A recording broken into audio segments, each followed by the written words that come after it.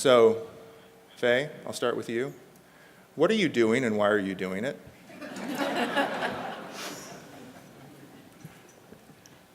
I do feel like the outlier here because I do identify a lot more with the library community, though my title is actually University Librarian and Press Director at Oregon State University. And the press has been part of the library since 2007. I think one of about 20 instances among members of American Association University Presses. Association of American University Presses. Anyway, so our situation is a little unique because of that dual role that I have. When I became University Librarian in 2010, 2011, one of my visions was moving beyond the book. And when I say that with a lot of respect for the print book, but also realizing that there was a real need to leverage some of the digital technology that we had to meet some growing demands and needs among our user groups. And at least in terms of the library side of it, we like to play and innovate. So mashing that up with some things that were going on with the press, a fairly healthy press, I would say. I'm just going to give you one instance of where we're trying to do something different or new that I kind of consider beyond the book. We are collaborating with the Extended Campus Unit, Open Oregon State, to develop open access textbooks, and the press has a role in that, as does the library. And we actually are using some of the skills set within the Open Oregon State unit in terms of developing multimedia capabilities, but also playing on the press side in terms of peer review, managing, editing, and copy editing design to create open access textbooks. And there is the possibility of a print textbook out of that. And for me, that was also very important to help align the university press more with the overall mission of the campus and not leave them sort of outside of the overall mission. Great. Okay, I'm going to keep, part of my job is to keep this group off balance enough so that they stay frosty. So I would like to ask Stephanie, what are you doing and why are you doing it? I am building the tool that I always wanted to have as an editor. So with Science Open, we have created a freely accessible platform to support search and discovery by exposing the context around a scientific article and to make it easier to find the quick, what's the top most relevant author article in a certain field. And I would have loved to have had that when I was working as an acquisitions editor. So in part, I'm kind of building my dream right now. Nice. John, what are you doing and why are you doing it? The main part of what I'm doing these days is I'm the director of the Publishing Studies program just down the road here at Simon Fraser University. Publishing Studies in North America is kind of a tiny discipline. There's a handful of programs in this part of the world. It's a big deal in Europe. It's a big deal in Australia, but it's not a big deal in North America. What that means practically is a combination of academic research into things like history and future of the book, industry analysis, and training a generation of people who want to get into publishing. We do a professional master's program, mostly trade, but to an increasing extent scholarly. For the past year, I've been looking really seriously at the future of the monograph. I've been looking especially at the whole suite of a dozen or more Mellon-funded projects to push digital capacity in the monograph space. So I've been immersed in that, and that's kind of the perspective that I've brought with me to SSP. But I think my overarching mission is to look at how we bridge the 20th century with the 21st century, but how we think about publishing from the industrial context that it came from to the networked open context that we are moving into. And I'm always looking for the angles about how we do that. Terrific. And Allison, what are you doing and why are you doing it? And I'm also realizing, cameraman, I'll stop doing this because it's got to be really annoying. So. Okay, thanks, good.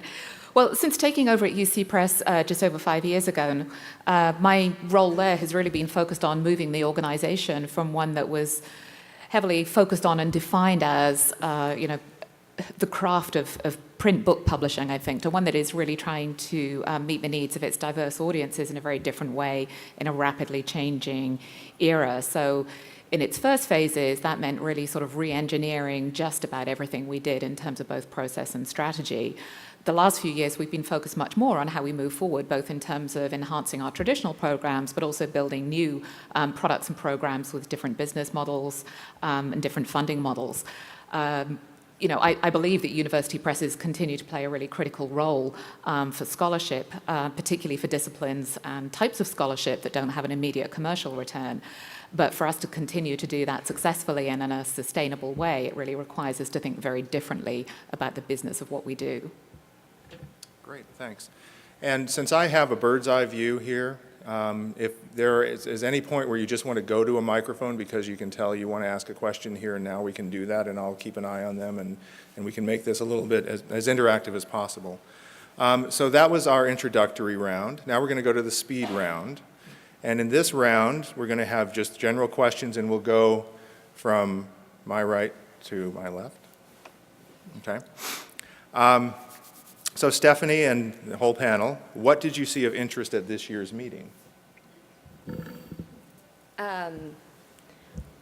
Most of the things I noticed, all the sessions that I gravitated to were talking about persistent identifiers, standards, different ways to make content more interoperable. A lot of transparency was a keyword that I heard a lot, and where I always perked up my ears because I think that's important for the entire industry. So I think I've tended to gravitate towards sessions that really have focused on reaching and building different and new kinds of relationships with our different audiences. One of the major transformations of the digital revolution has been to shift that notion of a sort of one-way push of content that has very much defined university press book publishing to one where we really have to find and attract readers and users in a very different way. And it's a big part of what we're trying to focus on at UC Press. I was amazed and pleased with how many times over the last couple of days I've heard people talk about, well, but what about the next form, and not just in the context of moving beyond the book, but also moving beyond the journal article into more iterative forms that go forward that try to capture the discourse around the text as opposed to merely reproducing the traditional format of the article or the book and then pushing that out into the world. I think that's the most pleasing thing I've heard over and over again here. So I'm at a bit of a disadvantage because I was only able to attend today, but looking at some of the sessions and also what I was able to see today, I gravitate toward those sessions that have something to do with the pursuit of collaboration, because I think that's a good goal for all of us to have in our ecosystem. And I also tend to gravitate toward those things that have to do with following the money, because I'm very interested in that. My background is in collections, so I am very interested in budgetary matters. Okay, we're gonna stay with Faye for the next question. We'll just keep swinging back and forth. What are the biggest trends in the industry is the next question for the group. For the speed round. I'd say an openness to collaboration, but beginning with cooperation, because I think there is a difference there. Moving from cooperation to collaboration, you see greater trust or greater growth in trust. I think another thing is delving into interoperability, which is something Allison spoke to a minute ago. Another thing would be, what are we doing with our own data? Not research data, but our own data in our operations. Kind of following on that, I think the really interesting trend to watch right now is publisher-librarian partnerships.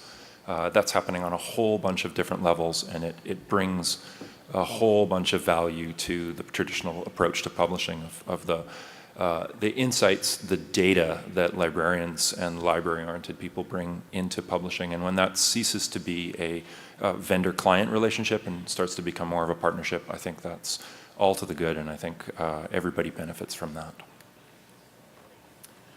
I think, again, going back to my interest earlier, one of the key issue for me is around this issue of not only finding audiences, but how do we really improve and engage users once we find them. Those of you who were in Simon Inger's session yesterday might remember that one of the data points he had was, I can't remember which website it was, but there was a website where the buy button had been changed, and they saw this dramatic increase in sales just because of a magical color. And while, I think we're all looking for the holy grail, I'm sure it's not quite as simple as that. But that whole notion of how we really sort of engage our audiences in a different way with digital content, I think is really important. For me, the biggest trend that I saw was the focus on the article, really at a very granular level, making sure that you get it right on the article. So making sure that you have ORCIDs integrated, making sure you use open data. Some of the coolest things I saw were the Center for Open Science badges to actually, on an article level, give those authors some feedback or some ribbons for their effort. And I think thinking about interoperability on the article level, text mining on an article level, I think it was everywhere I turned, people were talking about the article. And so I felt like that was the one big trend. I was very interested to not hear very much about the journal then at the conference, and one person stood up in one of the sessions and said, so is maybe the journal going to be the container of articles in the future? And nobody had an answer for that. It was still, and I think that is for me what I sort of picked up as one of the biggest things that I noticed at the conference. Okay, great. All right, so get ready because now the easy stuff's over with. So we're all warmed up, we've all cleared our throats, we've all got our brains limbered up, and it's staying with you. So now we start the tough questions. These questions were shared prior to the meeting, and they're prepped, they're ready. So what are some futile trends you see currently?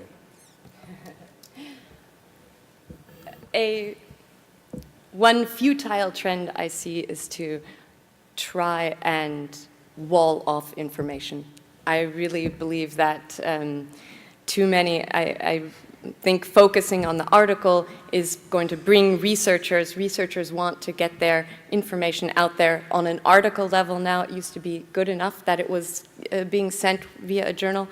But I think open is the way that it's heading, and so I see futile trends are everything where people put huge amounts of effort in walling off information. I think on a slightly different perspective, and maybe one of my biggest frustrations is a tendency that we all still have to want to try and pigeonhole each other on what we're doing, not only what we're doing, but our motivations for doing that. And so, I come from a university press. I'm equally happy to embrace open access models when they can help us solve a specific business problem, but I'm just as happy to learn from smart publishing strategies at Elsevier, where that can help me solve a problem too. And I think, there's still way too much tendency for us to all to want to think that those two things are mutually exclusive. I was going to say almost exactly what Stephanie said. If the real value going forward with a digital networked environment is not just the content itself, but the interconnections between it, between those pieces and the interconnections between people and the behavioral stuff and all of that kind of thing, then the danger is that that ends up in places where it's walled off, where it's a platform at the expense of everybody other than the platform, rather than that being the open web. Science and scholarship deserve to be wide open there. I think that's the futile trend, I think, is trying to wall that stuff off. I'm going to be very specific. I did struggle with this, even though I had the question in advance. The one idea I came up with is some folks might think that research libraries working with a big commercial publisher to use their institutional repository as a discovery layer for walled off content is not a good trend. Or a futile trend. Go on. Okay, so now we get into specific questions. The rules here are, I'm going to address one person the question was directed to, but others can weigh in, and I'll keep scanning the microphone. So again, if you feel provoked or inspired to weigh in or extend the question, feel free to do so. So this first question is for Allison. Publishers have outsourced services like manuscript submission and camera-ready manuscripts to authors, which may be leading to the growth of preprint servers and self-publishing outlets in response to these pressures and developed capabilities. These function differently in the book and journal spaces. Where do you see university presses fitting into this? Well, I mean, I think today university presses have really not been heavily involved in any of these kinds of initiatives. The majority of university press publishing is still pretty heavily weighted towards both books and humanities and social sciences. The form of publication, the primary form of publication there, the monograph, still remains sort of pretty traditionally embedded in traditional print-based subscriptions, submission processes, peer review, and then publication, although that's beginning to shift in some ways. And it's clear that authors right now still express a strong preference for that sort of more formal publication process in the humanities and social sciences. You know, that said, I think there are ways in which that's beginning to open up, particularly when we look at some of the library collaborations that John just alluded to. So within the University of California, there's really a sort of continuum of publishing from less formal publications, grey literature, student journals, you know, some of those kinds of things that really take place within CDL, and then a more formalized publication process under the university press imprint. And we're increasingly collaborating and sort of looking at ways in which things might move from sort of one bucket to the other over time. There are other, you know, if you look at the University of Michigan, where all of that publishing is under the library, under one umbrella, again, I think they're trying to do some of the same things and really think about the ways in which the press and the library can collaborate, bringing together their sort of different strengths to each of those different types of publication. Yeah, please. Just because it would really interest me, what is your answer to an author who says, okay, should I publish with Amazon 70% royalties, and I'm on the Amazon platform, and everyone can find me, and my cousin can download my book? Do the university presses or publishers out there have sort of a strategy to start addressing that? Well, I think that particular question is a much bigger one for trade publishers these days. I mean, for university presses, what authors want is our imprint on the spine. It's the equivalent of the journal brand in journal publishing, and so what they want is the UC Press imprint on the spine, and that's what's valuable to them in their career progression. So I think, you know, that is definitely an issue that bigger trade publishers are having to address, and certainly you see sort of some pretty major trade authors who are sort of making that move, but it's not really an issue that we've really had to address within our markets yet. Mm-hmm. Anyone else want to weigh in? So it sounds, the trade-off you two were talking about is kind of sales versus prestige, right? Mm-hmm.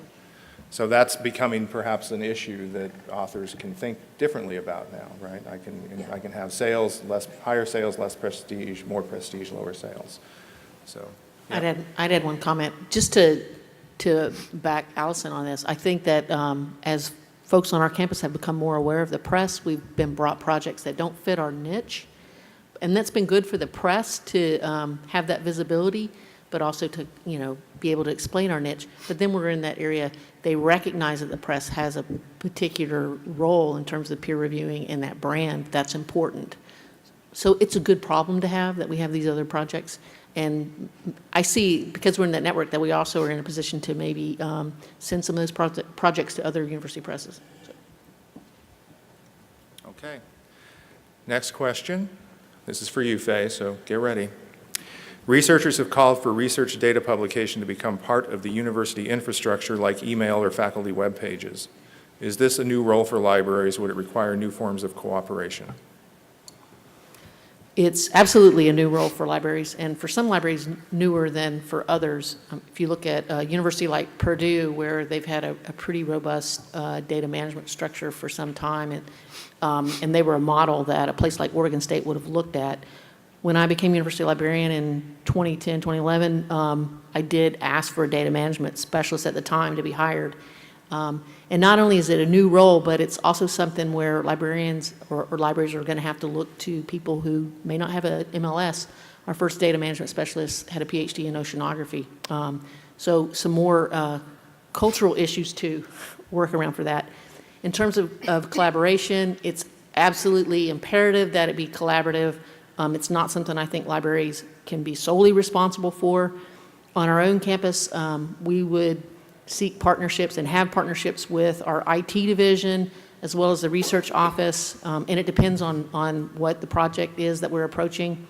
With our IT unit, we're looking at creating a data visualization space that I think would help our researchers and also have a role in terms of student success. With research office, definitely some collaboration around data management planning. And then outside of the university, I think we will and have seen some collaboration among libraries.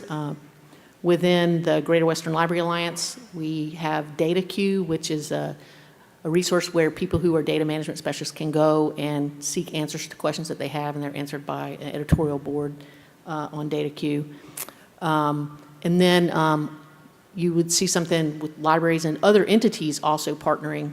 The Greater Western Library Alliance, a consortium of research libraries, collaborates with the Great Plains Network to put on the Big Data Summit. I think we're on our 4th one as of this weekend coming up. So those are some big areas of collaboration. Anyone else? No? Okay, John, we've moved from digitization and globalization to platforms, network systems, next generation tools. Are we reaching a plateau of digital content distribution? What might the post-digital marketplace look like? What is the next level? Just a nice little succinct question. Yeah. 6 parts, all impossible to answer. Go. Well, I have some ideas. Distribution and allowing people to have access, we've figured those things out. I mean, we're still trying to figure out how to make it fair. But distributing things around the world is no longer hard. Everybody watches Mary Meeker's Internet Trends slide deck that comes out. 2015 edition just came out, and there's something like 4 billion people on the internet now. So distribution, I don't think, is really the problem anymore. The problem is what it always has been, which is how do you gather an audience that actually cares, for whom the material is relevant. There's a fellow out of Portland who I always quote when I'm on stages. His name's Matthew Stadler, and he's from the Publication Studio, which is a little art publisher in Portland. And he says, publishing isn't making things public. Publication is the gathering of a public around a work for whom it makes sense and it is meaningful to them. And I think that piece gets missed a lot when we talk about scholarly publishing. It's trivially easy to publish in the sense of making things public, right? We do it all the time on Facebook or Twitter or WordPress or whatever you use. Reaching an audience, being meaningful, being significant to an audience, having durability and importance over time, those are much more subtle and in many ways more difficult kinds of things. Those are the kind of things that publishers have always been really, I think, good at. But we've shifted, right? The media landscape has shifted hugely. So I think, where we're headed, and where I've heard a lot of people talking over the last 2 days, is about how do we let the scholarship out, or let the scholarship in? How do we capture the discourse? How do we get beyond just packaging up research results and sending them out into the world? The buzzword that I think everybody in the BC, Vancouver, Victoria area is using these days is open social scholarship, where the scholarly process is online. It's gathering an audience. It's gathering commentary and review as it goes along, as opposed to something that's punctuated once in a while by things that go out and end up on CVs. And I've heard all kinds of people talking about that here in the last couple of days. Everything from Highwire Press's achievements with the bioarchive and prepress and the altmetrics stuff about watching what people are actually doing with scholarship. University of Minnesota's manifold scholarship thing where they want to keep books alive ongoingly, where there's different relevance to the scholarly community before something has the formal publication thing, different relevance afterwards. How do we capture that kind of stuff? I think it's about how we be part of the web, not as a distribution medium, but as an ongoing medium for communication and discourse. I really think that's where all the interesting stuff is moving forward. So before I open it up, since I'll use the fact that I'm taller than you. So just to push back on, we have distribution solved. So the majority of the web is moderated by government censors. Okay. So do we have distribution solved? Technically, we have it solved. I qualified when I said that the first time by saying we haven't yet figured out exactly how to make it fair. But I think technically, I mean, we have a platform and a set of protocols in the internet that is capable, technically, of doing everything we need it to do. It's the social and cultural layers on top of that remain constrained by, yeah, you're right, governance and legislation, and also cultural baggage. Yeah, excellent, thanks. Okay, others? I just also had this experience with a publisher, that first moment of going digital, when everyone was talking about digital and global was always, we were always talking about digital and global in the same sentence, and digital meant basically like just getting things on into a digital format, and not even a networked digital format, not even thinking about how are we going to connect to other digital products on the in the bigger web, but just making, you know, getting OCR scans from things.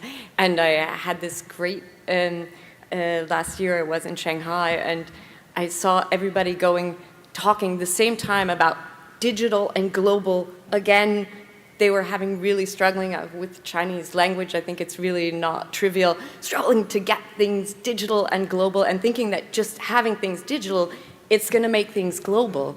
And I think that I sort of, in hindsight, looking back, I just remember all the expectations that I had for my content that I had was, you know, that I just really put so much effort into. I just thought it was going to explode, that suddenly, you know, because it was there on the web, people were going to find it and use it. And I think, and that was 10 years ago. So I'm really like now. But that speaks to the point you brought up with Allison about Amazon, right? Like if all we really need is to get things out there into the Amazon marketplace, then that's all we need to do. Well, that's not really good enough, though, is it? We need networks of people ongoingly for whom there's relevance and meaning. And Amazon as a distribution network has incredible reach, but it doesn't really provide that very well. So Allison, I want to ask you to pick up a little bit, because you mentioned something earlier that I think has bearing on this, which is a lot of what you said earlier was about reaching the audience and understanding how certain, maybe even minor techniques can have a huge effect on audience uptake. So does that play into this a little bit? It seems like that's the topic at hand. Yeah, I think it does. And, you know, we tend to think of it from a sort of Western perspective around things like language barriers and so on. To me, some of the interesting things that came out of the data that Simon Inge presented yesterday was the kind of heavy cultural barriers that are not just linguistic, but about our cultural context. And, you know, in particular, his study was sort of looking at what were termed low context cultures, traditionally Western cultures, where we're heavily individualistic, we rely on logic and knowledge and data. And then you look at, you know, what he calls high context cultures. A lot of Asian cultures would fall into that category, where you require a lot less information, a lot more goes on trust, a lot more is sort of driven by group, not group think, but certainly how the group will think about particular aspects. And so, you know, one of the things about that came at a specific piece of data, you know, we've all come to believe over the last decade or more that nobody really cares about publisher websites. That's not how people are getting to content. They're going in at the article level through Google searches or whatever.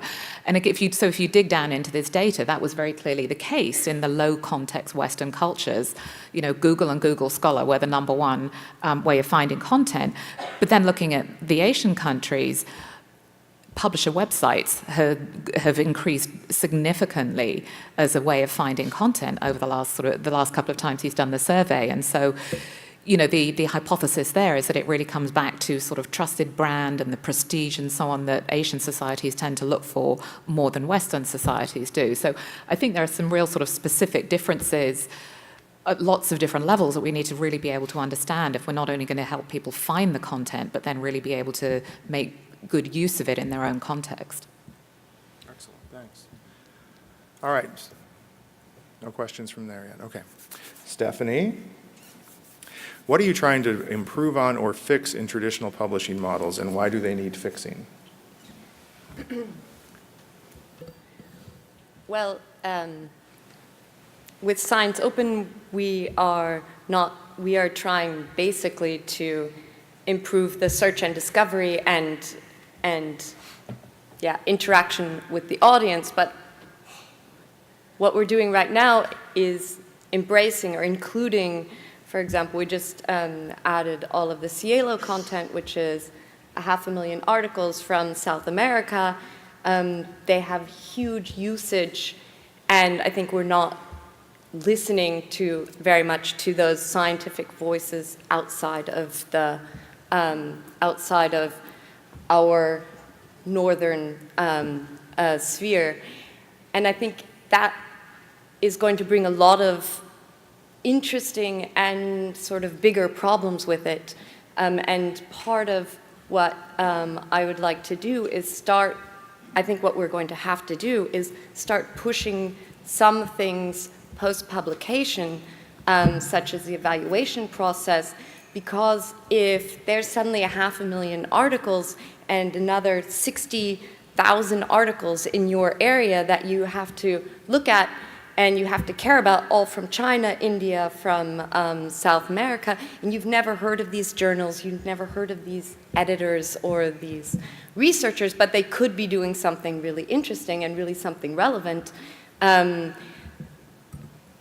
You don't want everybody to have to sift through all of that information. And so I think actually starting to move some of those structures for saying what's relevant, moving that post-publication, if as far as curation, as far as peer review, I think can solve a lot of problems in the industry. And I almost think this is going to happen per se, because of the volume of papers that are coming at us when we start taking the developing world seriously. And so that's what we're trying to do also on the Science Open platform. We have 12 million articles now, probably 20 million by the time we add all of the South American content. And we have now 2 things that we want research to do: post-publication evaluation and post-publication curation, to support other researchers in finding the right content. Anyone want to add to that? Okay, John, I'm going to move on. This question's to you. Just a reminder for you, those of you maybe attributing these questions to me as you tweet. It's Kent asked a question, read a question, not Kent asked a question. Okay. So for John, can you manage to wear both the publisher and librarian hat at the same time? How do you resolve conflicting demands of these communities? So I can come at this a particular way, since I'm neither really a publisher nor a librarian, but I'd also like to get Faye's input, since she is actually both of those things.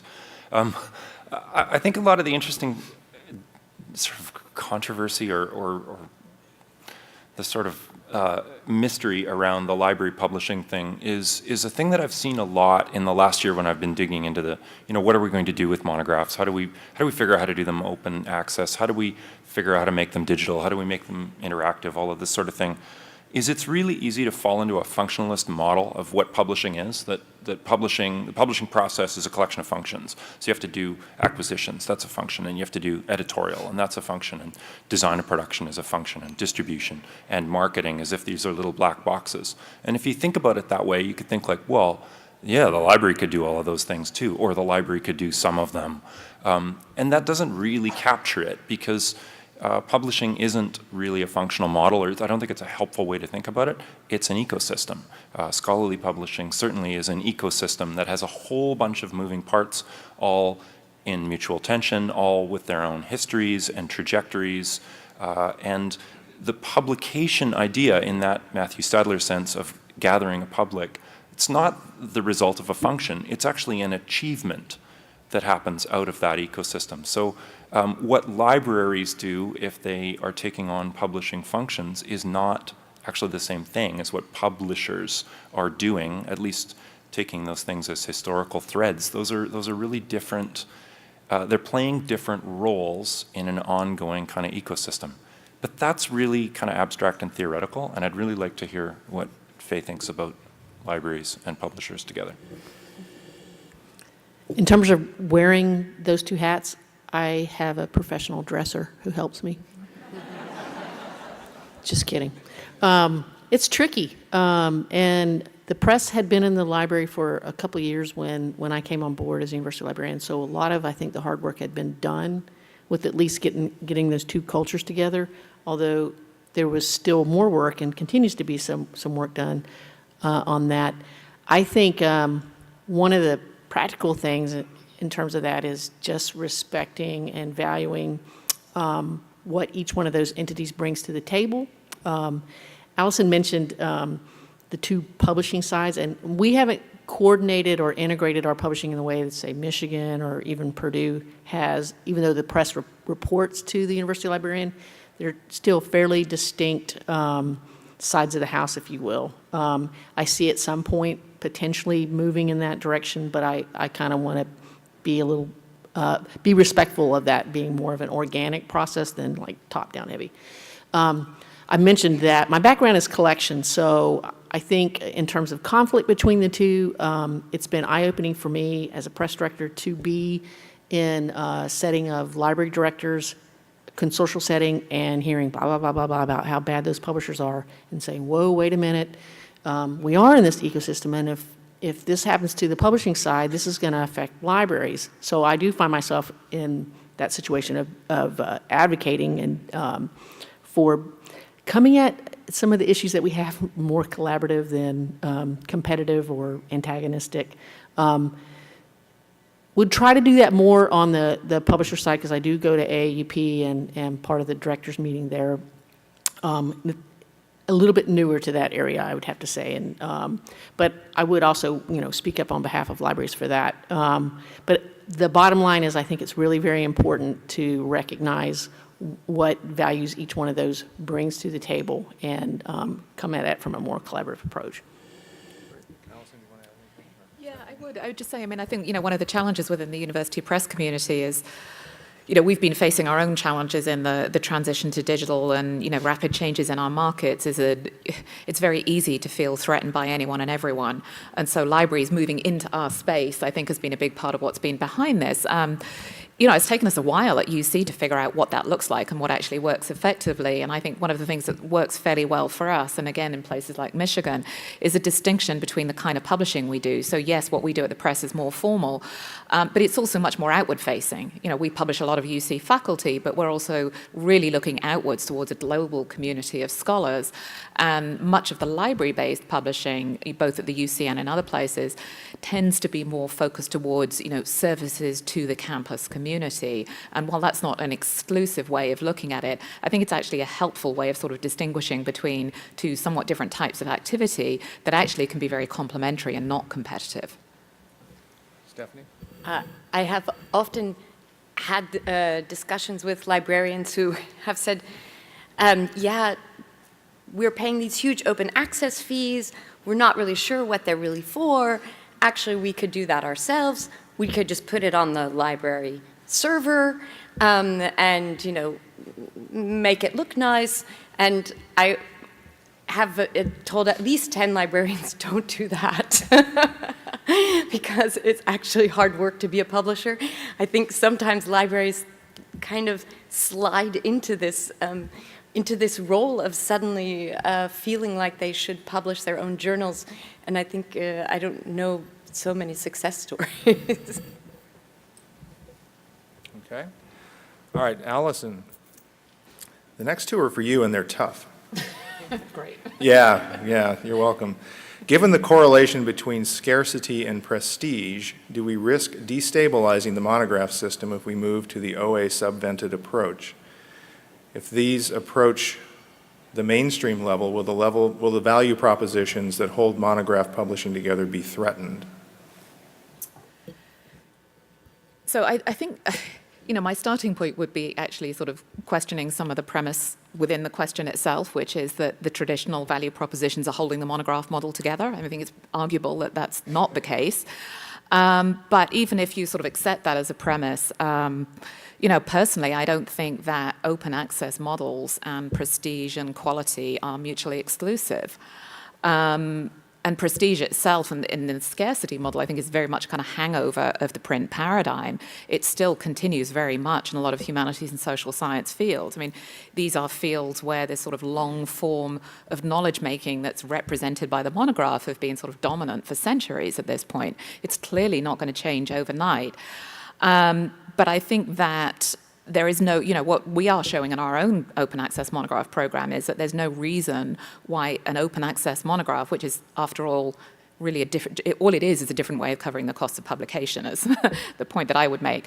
And there's no reason why those books can't continue to be reviewed, to win prizes, and to do all the things that traditional monographs do.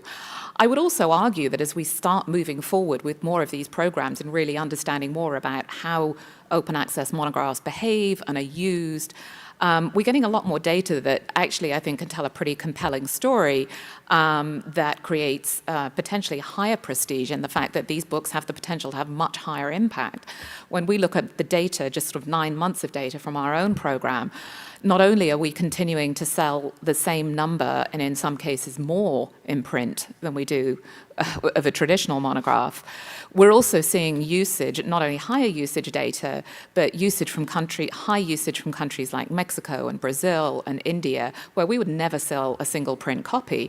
And I think once you start being able to put that together as an author and tell a story to your promotion and tenure committee, that it's about the readership, the citations, and the usage, and the impact, ultimately, that your work has had, it's going to be a very different way of assessing the value and the prestige of a monograph publication that goes way beyond just having the right university press imprint on the spine. But I would almost argue that that is a little bit dangerous, because as soon as you start saying it's about how often you're read and your altmetric score for your chapter, and because my question, my sort of mean question about, why are you better than self-publishing on Amazon, was your answer was because of our prestige, because people want the imprint on the back.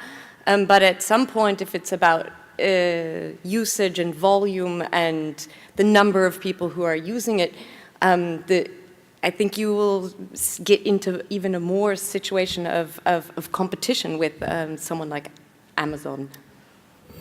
Well, I think this is probably, this is where the sort of the evaluation and the peer review process comes in as well. And so the value that the imprint brings, and again, and the analogy I think works for journal brands as well, is about the quality of the peer review process, the editorial process. In the case of a journal, it's the editorial board and ultimately the editor-in-chief.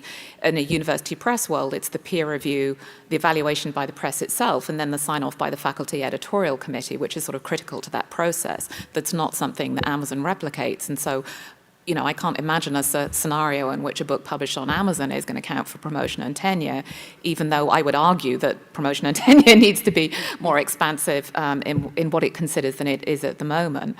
So. Anyone else? Oh, you want I do want. I know John does. I do want to, because that's okay. So full disclosure, that question came from me, and I was so impressed with Alison's answer to it. And then I was so impressed that Stephanie came back. Because it's not just, I think, and tell me what you think of this, it's not just within one press. If open access ramps up, then we end up in a situation where there is much more scholarship at the monograph level. Or, this is probably true of journals too. There is much more work in circulation, and that exerts downward pressure on that, you're right, 19th, 20th century baggage about scarcity and prestige. But the filtering function does, it's disturbing the filtering function, and then where does the filtering function come in? And I'm absolutely blown away, Stephanie, by the idea that you're going to try to do curation on 20 million articles. I think that's fantastic. But that's a really different kind of a model than the imprint, the imprimatur of of the University of California Press. I mean, that's just fascinating transition, and I have no idea what to make of it. So please, say more. Well, I mean, I think that, you know, there are clearly cases, and, you know, again, looking primarily at the journal world, where different types of review process or weak review processes in certain cases lead to a sort of downward pressure on the quality of the content published. But I don't think that publishing more scholarship has to mean that. I don't see why the two are mutually exclusive. And John and I were talking about this earlier this morning. And I was using an example of, you know, we've been approached by a number of research programs who are in such small fields, Persian studies being a good example, that they find it hard to get their work published even in the current model. So they're not even going to sell 200 or 300 copies of a monograph. They might sell 100. And so the decision that we make as a university press at the moment, while we are committed to publishing as much of that kind of scholarship as we can, there are certain markets that we simply can't go into because we lose even more money than we do on traditional monographs. So I think there's a way in which you can maintain quality but open publication to small fields like that, where we as a publisher can make the decision to publish based on nothing but the quality of the scholarship and not on its ability to meet some sort of minimum viable commercial number that we can sell. Okay, so as you can see, there is a lot of change going on, and it's right in front of our faces. We're living it. We should be proud of that. There's one last question, though. In a time of change, and you've heard a lot about this, what are we finding? What are we learning? What evidence is emerging? So the last question to the group, and again, if there are any questions from the audience, we'd love to hear them. The last question for the group is, what research questions related to changes in scholarly publishing would you like to see the community pursue? Faye, do you want to? Sure can't. This was my question. No, I was at an OER conference in Poland, and I was really fascinated by that group, had done some research in advance of the conference to get some ideas of the research questions that community had, and then brought it to the conference and vetted it with, you could say, a focus group at the conference to kind of get at what is it that we really want to focus on in our research. And like I said, I was very impressed with that. I would love to see the library community do that as well. But a couple ideas I had, really some more focus on readers and authors or scholars to understand their needs and their workflows, and I know that this is going on. And just to delve into that a little bit more, scholarly publishing is about a scholarly community and the use and the readership there, but I really want to ask, where are students as knowledge contributors and knowledge creators and readers in all of that? And maybe that's the wrong question to ask this group, but that's something that I think I'm really interested in. And from a very practical point of view, because at least when I look at my library budget, I see that a lot of that is based on student tuition and fees, and the university is also very interested in student success. So I would like to see how we in the library and we in the press are contributing to student success and following that. So I'm going to turn it over.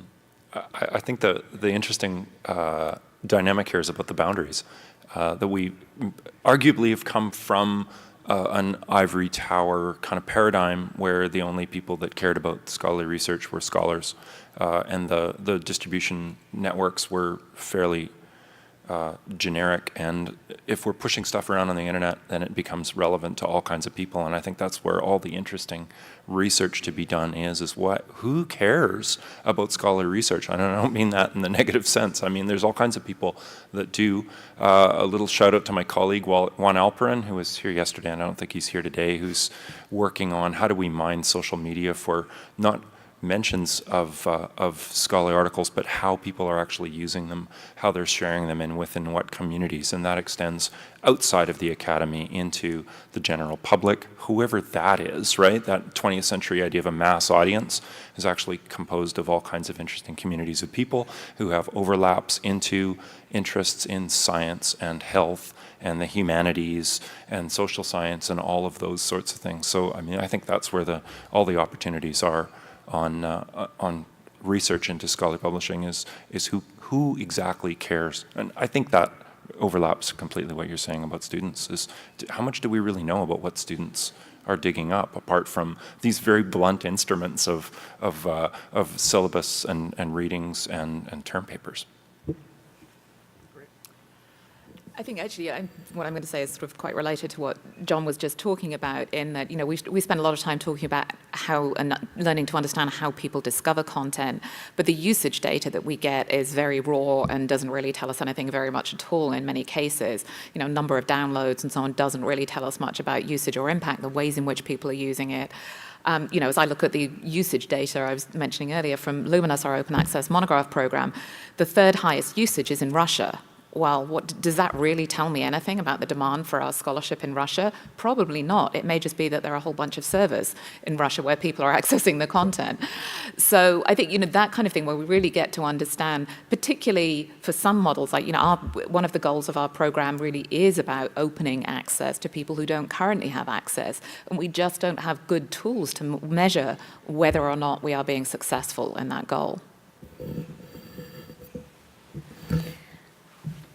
There is already a lot of research going on, but I would like to see even more the kind of semantic mining and deep text mining to even more help machines read papers before researchers get to them. Because I think with 2 million articles published roughly per year, people are, and that is growing exponentially, people are not going to be able to really read all of the research in their field. And so you can argue like, okay, I know this journal, I know this researcher, I can pick and choose, but like I said, there's a lot of research out there, and I fear that it's getting ignored.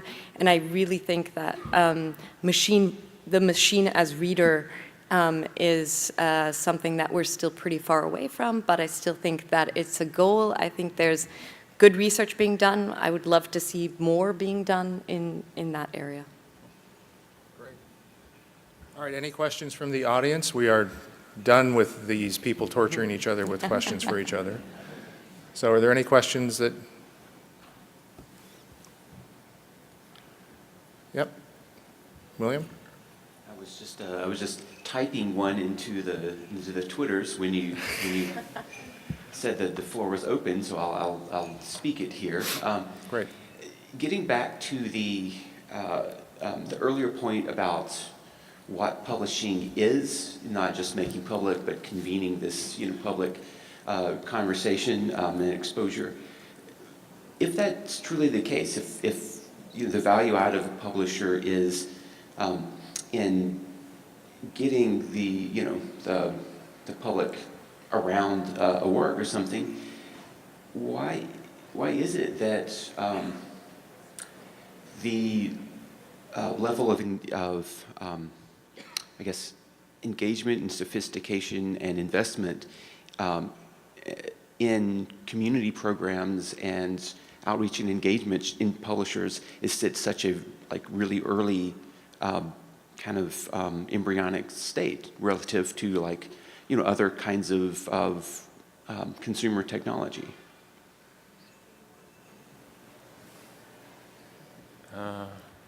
I'm not entirely. Can you rephrase it a little bit with more emphasis on the how you mean about public engagement? So we had a panel on community engagement and the things that publishers are doing to create discussion and community around their content. And it was a very interesting discussion. And I think Sarah and the Altmetric team and digital science they're all doing interesting things, but it's at a very early stage, right? And people are come to me to just the fact that I'm being asked to speak as an expert on the topic of engaging community around content, when I've only been in this for 7 years. It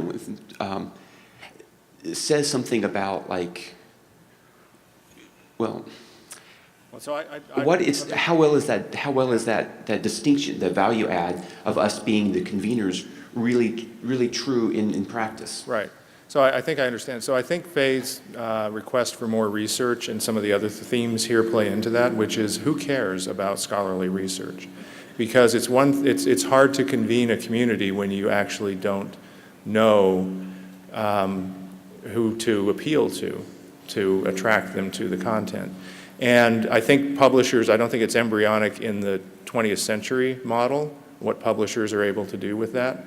But I think that it's now as John and others have said, we're exposed to many more audiences that we don't understand. And understanding them is a huge endeavor, and the upside's not clear. So I think all those constraints kind of lead to a certain amount of stasis. Yeah, I'll go along with that. I mean, I think we're still dealing with this 20th century mass media baggage where there is the public out there, and then there are scholarly audiences over here, and they're completely separate, and they're kind of static ideals. And I think we now live in a world where we understand that the media ecology is just way more fluid and way more overlapping than that. And I think that takes a long time for publishers and everyone to get their heads around. I'm not sure that's a satisfactory answer, though. It strikes me that maybe there's a call for a lot more investment in the research and the engagement and everything. Yep. If we really do see ourselves as that being our value add, that we should do a lot more of that. Yeah, I'd agree. Yeah, good point. It occurs to me that the so-called crisis in the humanities can be solved if the humanities figures out who its other audiences are, because then it's not an ivory tower anymore. Yeah. All right. So one thing publishers are good at is deadlines, and it is 3:29, and we have 1 minute left. So first of all, we have a minute to applaud this wonderful panel. This was terrific. Thank you all very, very much. It was a wonderful job. And then it's my pleasure to introduce Anderson Prime, Rick. I'm Kent, he's Rick, we aren't related, and he's going to close out the session, so thanks. Thank you, Kent. It's my privilege not only to close out this session, but to close out this conference. And I would like to do so, first of all, by inviting all of you to join me in thanking Mary Beth Berea and Laura Ricci, who served as the co-chairs of the annual meeting program committee. I think we can all agree that this has been an outstanding conference. Thank you, Laura and Mary Beth, and all of their committee. I would also like to take this opportunity to thank our sponsors who made this conference not only affordable but also possible. So please join me in thanking them.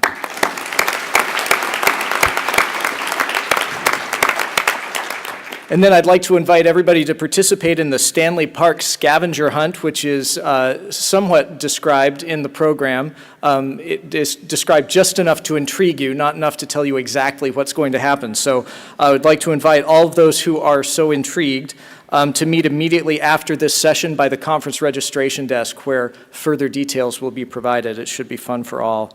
And that leaves me just to say next year in Boston. We look forward to seeing all of you there. Thank you so much for your attendance here in Vancouver this year.